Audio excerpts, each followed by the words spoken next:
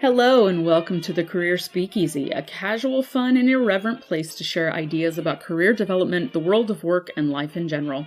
I'm your host and proprietress, Kelly Nottingham. Growing your career should not be boring. So come on in, pull up a chair, and pick your poison.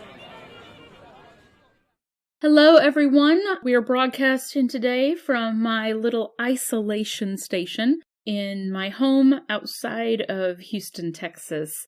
We're in the middle of the COVID-19 pandemic, and because of that, a lot of us are staying home as much as possible. And a lot of people are working from home, potentially for the first time, or they are stuck in their homes more than they normally are. So I thought that today I could spend a little bit of time sharing some ideas with you on how to make productive use of some of your downtime that you may be having since you're at home, potentially with working spouses who are also at home, with your children that you're trying to homeschool, with your pets who are thrilled that you are home all the time, unless they're cats, and then they're probably annoyed, and trying to work. For a lot of you, trying to work remotely, trying to make life seem relatively normal in all of the challenge that we're dealing with right now with this health crisis.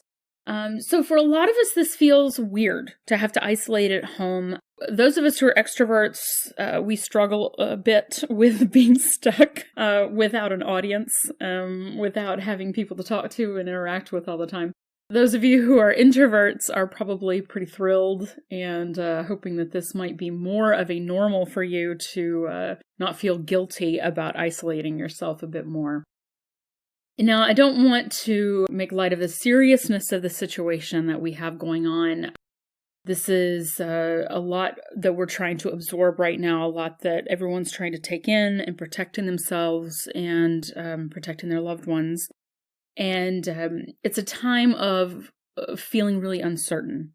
We have concerns about health of our families, our friends, our coworkers, ourselves. A lot of people are dealing with trying to ensure that people are healthy who are, longer distance away from them. We have work stability issues. We have a lot of companies that are going online or trying to go online or struggling with an economy that is being forced to do business in a different way than that company normally does business. I was talking to a psychologist this morning about this, and she was saying that she thinks that this is going to create a new way of thinking as a society. This is not something that most of our generations have ever dealt with, any kind of serious pandemic like this. So we have a lot of insecurity going on. A lot of people are concerned about their jobs. And so I wanted to provide some ideas for you if you are feeling maybe bored, you're feeling listless, or you're feeling helpless at home right now and are not sure what to do that can help you move yourself forward, feel like you're making some good time productivity usage. Those of you who may have tendencies toward depression or anxiety, be sure to reach out to people. A lot of therapists have online resources and options. You reach out to friends if you need to. This time that we have right now, instead of feeling frustrated, instead of feeling hopeless, we can hopefully take some of that energy and turn it into something useful that can benefit ourselves, keep our minds busy, keep maybe even our bodies busy, and help eventually the world at large through our efforts, what we're doing right now. So for some of us, this is really hitting a reset button on our lives, where we're being pulled out of our norm and are having to look at what we do and how we do it in a very different way. For some of us, this shows how strong or weak our work and home routines are. If you're finding that you're suddenly at home and you're floundering a little bit with what you need to be working on, or you don't have a set routine for how you do things because everything's just sort of up in the air with our calendars and with our lives, and it can be disconcerting. It can show us that maybe there are some places where we can grow in our home and life and work organization. If you listen to the last podcast, we talked a bit about social media and perfectionism and how social media can create context for your life, and it creates the environment that you live in. So before we get into specific career productivity tips for our topic today, I just wanted to throw this back out there that if social media is making you feel bad or stressed or anxious, get off of it and do something to make you feel better. Social media can be helpful in sharing useful, true information. It is particularly proficient at sharing bad, untrue information and inflammatory information, and especially at times where you may be feeling stressed out right now. It can actually exacerbate those feelings quite a bit. So I know a lot of folks right now are spending more time on social media because they have more time to spend on it and feeling less connected. People are going onto social media more, and it's important to use it in a way that is going to benefit your life and your well-being instead of becoming frustrated, angry, anxious, or depressed, or hateful because of it. So just pay attention to that. And if you need to take a break from social media, take a break. Take a break from it. Go outside. Most of the stuff that you see on there's nothing you can do about anyway. So do what you can to be productive in this time and to keep yourself moving forward. So with that being said, I'm going to share some ideas for career productivity that we can hopefully put into place and use during times like this. But also during times maybe where you just are doing a staycation. You have a long rainy weekend and you don't feel like reorganizing your kitchen or whatever the case may be, and you want to spend some time working on something else. Or maybe you decide to take a mental health day from work and you want to brush up on some career development stuff. So here are some ideas for downtime career productivity. First off, a big one. Dust off your old, wrinkly, outdated resume and update it. What have you done since that resume was written? Come up with some key points that you want to add on there. Find a friend that can be your resume buddy, and you can email resumes to each other to get feedback on them so that you're ready for anything that may come. For those of you in particular who are feeling a bit nervous or anxious about work stability right now, the best thing to do is take proactive steps to control something that you can control.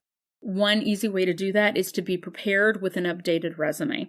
So take a few minutes, take an hour, dust off your resume, update it, make it clean, make it understandable for people that are not in your industry if you're interested in maybe moving industries. There are lots of templates online that you can use to update resumes. I may do a podcast later about some tips for resume writing that can help put you on the right foot with that as well. Then you take that resume and you build out your LinkedIn profile. So let me tell you about a few cardinal sins that I see with people's LinkedIn profiles. We talked about the evils, the evils to be melodramatic, of social media. LinkedIn is actually a really useful site. It's got a lot of good stuff on there. For those of you who are not familiar with LinkedIn, I like to describe it as sort of professional Facebook, kind of. You have your professional profile. You can literally copy and paste from your resume into your profile on LinkedIn. The cardinal sins that I have seen with people's LinkedIn profiles: not connecting with people is a big one. Don't wait for the world to come to you. You reach out to them. Number 2 is having an extreme minimalist profile where people do not understand what you can do. It has become de rigueur now for companies to look at people's LinkedIn profiles, and it is not uncommon for headhunters to go onto LinkedIn and look for people who fit a certain set of qualifications and reach out to them about jobs. So if you are feeling some insecurity about your job, or you think you just may want to change industries, you're having a bit of an epiphany about what you're doing while you're sitting at home and thinking, I really don't like this that much, build out your LinkedIn profile. Let people know what you can do. And that will start the ball rolling with building your professional brand, which is really what LinkedIn is all about.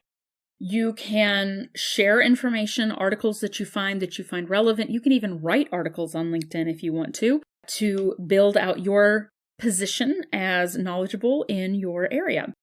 Cardinal sin number 3 that I see with LinkedIn is people putting up a photo that is not a professional type of headshot. If you want to put a picture of yourself drinking tequila shots on the beach, then the place to put that is not on LinkedIn. Please do not put pictures of your dog as your profile picture on LinkedIn, unless you are in fact a dog who is an actor, and in which case, good boy, and I'm assuming you're having somebody else type your profile for you. This is an opportunity for you to build your professional brand, and you need to put a picture up. It doesn't have to be staid and boring, non-smiling headshot kind of picture, but put something that is not going to raise anybody's concerns about your professionalism. I'll just leave that there. The 4th and final cardinal sin I'll mention about LinkedIn is when you go in to update all of your LinkedIn stuff.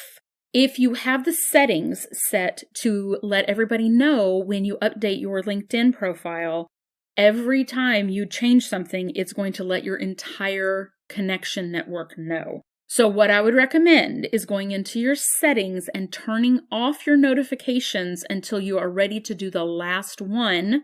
And then you go ahead and turn it back on at that point if you want people to get that you have updated something. And then it will have all of your updates on your page, but it won't keep sending out notifications that you updated your profile. So as you're building out your resume and your profile on LinkedIn, you may realize that you have a couple of spots on your resume that maybe feel a little bit weak. Maybe some spots in your professional portfolio of skills that you would like to develop out. Well, there are some great ways to do that. We have, as a gift of the internet, a lot of opportunities to learn. And you can take online classes on a variety of topics, on a variety of sites. There's so many different ones. You can take classes actually on LinkedIn. They have some really great training programs on LinkedIn and classes on LinkedIn. Teachable is another one. You can also take online classes through a MOOC, which is a massive open online course, MOOC. A lot of universities and professional organizations offer these. And these are not small names, people. Places like Harvard and Yale, my alma mater Duke, a lot of places have these MOOCs that you can go on and take free online courses that will expand your knowledge base. Go out on the internet, research out there, what's out there, use that time that you would spend scrolling on social media and find some interesting stuff that will that maybe grow your brain a bit. Next up is one area as we become more globalized as a society is to learn or brush up on a language. If you want to travel for work, if you are working in a company that may be going global, going international, or you would like to work for a company that's going international, you can learn new languages online in incredibly fun and interactive ways. There are lots of different programs to do this. The one that I use every day, as part of my routine now, is on Duolingo, which is an app that I download on my phone. You can also do it on your computer. You can learn a multitude of languages, and Duolingo is by no means the only one. But Duolingo does have free options, so you can learn languages for free on there. I am currently learning Portuguese. You can also get your family involved in this. So if you have a spouse, you have a roommate that speaks a different language, or if your children are learning another language in school, you can have them help you learn that language, and that can create some fun opportunities for some family time and family laughter as your kids get to try to teach you how to say, "Where is the dog?" in Spanish. There are also tons of podcasts for career development, for different industries that you might be interested in learning more about. If you like audiobooks, you can listen to audiobooks online as well. One app that, again, these are all my personal recommendations. One app that I absolutely adore is called Libby, Libby, by Overdrive. This is an app of a little girl with a bow in her hair reading a book. It is a free app that you can download, and it connects to your local library card. You can go on and download books, magazines, regular books that you can read onto your device, get them for a couple of weeks, and it will automatically return them. You can put books on hold. It's a wonderful, wonderful app. Absolutely love it. Highly recommend that. If you are able to get up, get outside, get some sunshine, move around a little bit, that can really help to relieve a lot of anxiety. And honestly, I think it can be a really productive time to let your brain relax and let your brain think. We, as human beings, tend to try, especially nowadays, to push so much into every hour of every day that we don't give ourselves the gift of thinking time, which is why we normally have our greatest ideas when we're in the car driving somewhere and we kind of zone out a little bit and start thinking of different things, when we're in the shower, when we're taking a walk, when we're doing something that doesn't require a tremendous amount of conscious brain power. That's when our brains are free to explore, free to think through things. This is something that we just don't give ourselves the luxury of anymore. So if you are dealing with some downtime, you may be dealing with this isolation situation that we're currently going through. You may be, again, just taking a day off for your mental health. I would encourage you, if you can, take a walk, go outside, or go do something physical that lets you relax in your brain. And think through some questions about your current career, your current job satisfaction, and just see the ideas that start to bubble up out of your mind. So here's some questions that you can ask yourself as you let your brain relax. Are you where you want to be with your career? What was your biggest work accomplishment last year? What is one big thing you want to accomplish this year? What about your job or industry excites you? What frustrates you? How are you feeling about your work right now? Is there something you'd like to learn in the near future? Who would be helpful to connect with professionally during this time? Think back to your childhood. Would your former child self be proud of what you're doing right now? What about the future retired version of yourself? Is that person proud of what you have accomplished so far? If so, what can you continue to do? And if not, what can you do to change it? So for our last call on this episode, I'd like for you this week to spend 15 minutes thinking about your career. Now, it's only 15 minutes. That's not a lot of time. But you cannot be on social media, not while you're watching television, not while you're trying to distract yourself with 17 different things. Take 15 minutes to think through where you are and where you want to be. And then I want you to do one thing. It doesn't have to be big. One tiny step to start moving yourself forward. So be careful, everyone. Be safe. Wash your hands. Talk to you soon. So I'd like to add one more thought onto this.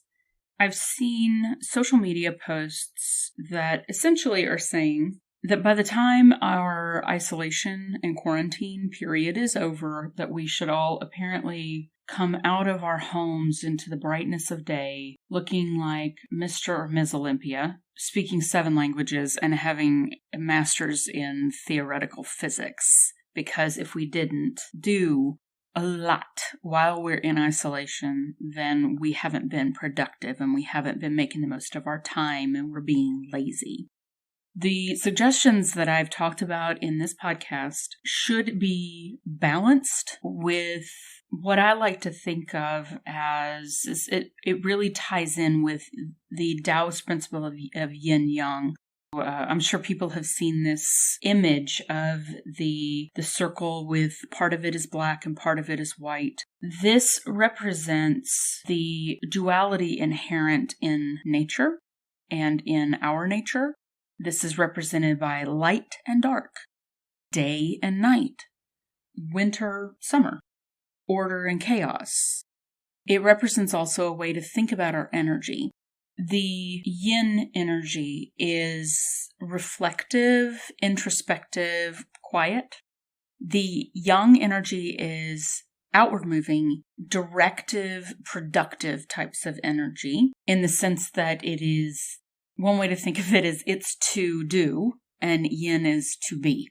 In times like this, where we're feeling some expectation of doing, and I probably will end up doing a podcast solely on this concept. We live in a world today that predicates success and worthiness on productivity.